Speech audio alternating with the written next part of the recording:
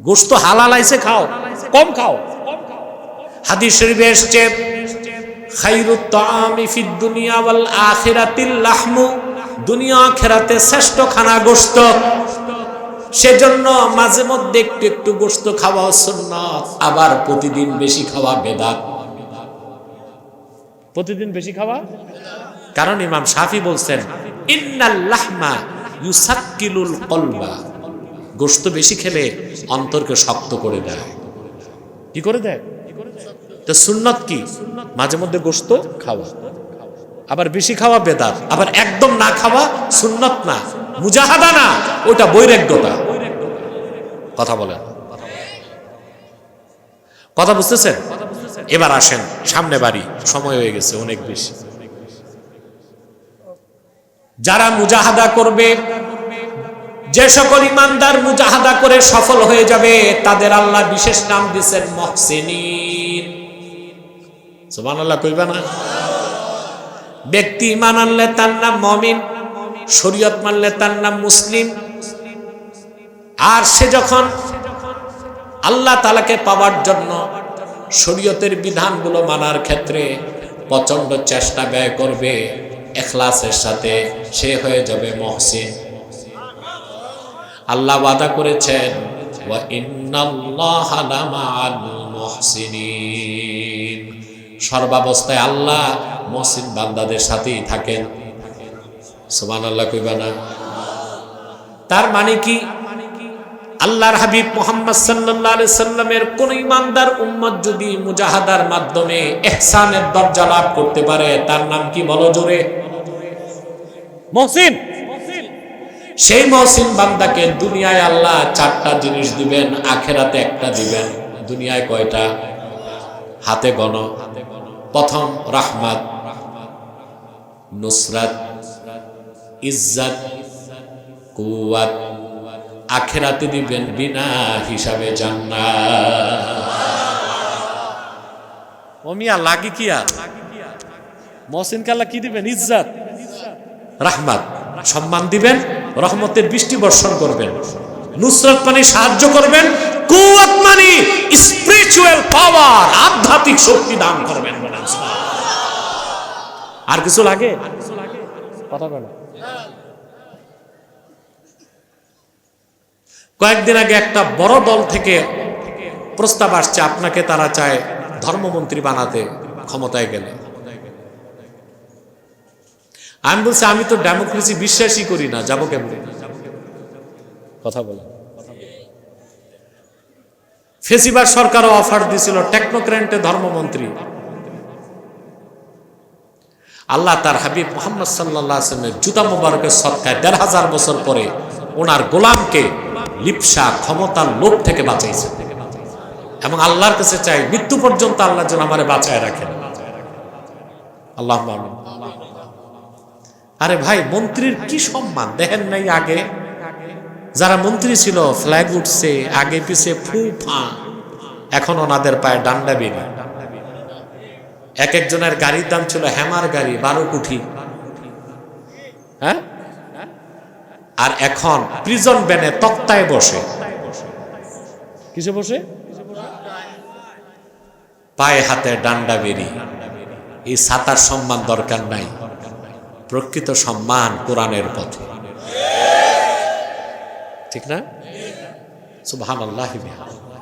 মুহসিন হলে কয়টা জিনিস পাবেন? মুহসিন হতে কি লাগবে? মুজাহাদা। আলেমরা তো বুঝেনি, তাদেরকে জিজ্ঞেস করি কি লাগবে। মুজাহাদার ব্যাখ্যা পাইছেন না? জিটাও কইল না। আরে ভাই, তোমাদের মুখে কি ললিপপ না মুলা? কথা তো কইবা। রাত হয়ে গেছে না, তোমরাও ঘুমাইলে তো আমিও ঘুমাবো। মুহসিন হতে কি লাগবে? মুজাহাদা। সুবহানাল্লাহ। দুনিয়া আল্লাহ কয়টা জিনিস দিবেন? রাহমাত, ইজ্জত, কুওয়াত, নুসরাত। আল্লাহ রহমত করবেন, সাহায্য করবেন, শক্তি দিবেন। সুবহানাল্লাহ। সম্মান দিবেন, আখিরাতে জান্নাত।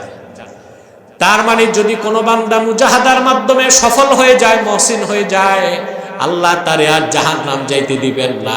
সে গুনাহ করতে চাইলে আল্লাহ তারে গুনাহ থেকে বাঁচায় দিবেন।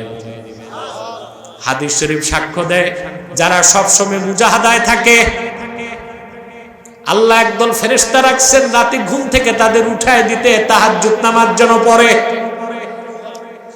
আল্লাহ তাআলা রাতের শেষ রাতে একদল ফেরেশতাকে ডাক দিয়ে বলেন, ফেরেশতারা, আমার যে বান্দারা তাহাজ্জুদ পড়ে ওদের চেহারা আমার দেখতে মন চায়, ওদের উঠায় দাও। ফেরেশতা এসে ঘুম থেকে উঠায় দেয়। আবার আল্লাহ আরেক দল ফেরেশতাকে বলেন, ওই সব বান্দার চেহারা দেখতে আমার ভালো লাগে না, ওদেরকে ঘুম পাড়ায় রাখো। আর ঘুমে থেকে উঠতে পারে না। মুহসিন বান্দাকে আল্লাহ মদদ করেন যেন তার মাকাম না কমে। গুনাহ করতে চাইলে আল্লাহ তারে রক্ষা করেন। সুবহানাল্লাহ বলবেন না?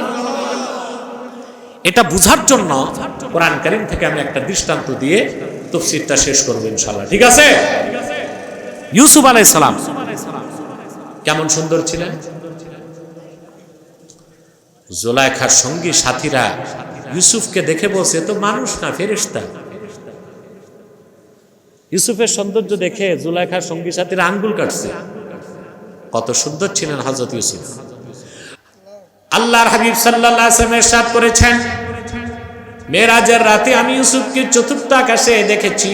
কদ উতিয়া শাতরাল হুসনে, আল্লাহ দুনিয়ার অর্ধেক সৌন্দর্য ইউসুফকে দান করেছেন। কিন্তু মনে রেখো মুসলমান, ইউসুফ অনেক সুন্দর ছিলেন, কিন্তু আল্লাহ তার বন্ধু, আল্লাহ তার হাবিব মুহাম্মদ সাল্লাল্লাহু আলাইহি ওয়াসাল্লামকে ১৫০০ বছর আগে যে জামাল, যে সৌন্দর্য দান করেছিলেন তা লেখার মতো কোনো কলম নাই, বলার মতো কণ্ঠ নাই, চিন্তা করার মতো আকল নাই। ইউসুফের সৌন্দর্য দেখে জুলাইখার সঙ্গী সাথীরা মোটে আঙ্গুল কেটেছে। আর আমার নূর নবীর সৌন্দর্য দেখে ১৫০০ বছর আগে আমিরে হামজা, খাব্বাব, খোবাইব তাদের কল্লা কেটেছে। সুবহানাল্লাহ। আল্লাহ তাআলা তার হাবিব সাল্লাল্লাহু আলাইহি সাল্লামকে কি রকম সৌন্দর্য দিয়েছিলেন ইমামে তিরমিজি শামাইলের মধ্যে বর্ণনা করেন। ১৪ নম্বর হাদিস, শামাইল তিরমিজি, ইযা তাকাল্লামা রুইয়া কান্নুর ইয়াখরুজু মিন বাইনি সানায়া। আল্লাহর হাবিব মুহাম্মদ সাল্লাল্লাহু আলাইহি সাল্লাম যখন কথা বলতেন বেহেশতি হাসি আসতেন। রাসূলুল্লাহ সাল্লাল্লাহু আলাইহি ওয়াসাল্লাম যখন বেহেশতি হাসি আসতেন, রাসূলুল্লাহ সাল্লাল্লাহু আলাইহি সাল্লামের দুই দাঁতের মাঝখান দিয়া নূর বেরিয়ে যেত। আমার নূর নবীজি কত সুন্দর ছিলেন। বুখারী শরীফ ২য় খণ্ড ৯১০ পৃষ্ঠার হাদিস। আনাস বিন মালিক বলেন, আল্লাহর হাবিবকে দেখলাম দোয়াতে হাত উঠালেন, হাত্তা রাআইতু বায়াদা ইবতাইহি। রাসূলুল্লাহ সাল্লাল্লাহু আলাইহি সাল্লাম যখন হাত তুললেন, আমি আল্লাহর হাবিবের দুই বগলের নূরের চমক দেখতে পেলাম। সুবহানাল্লাহ।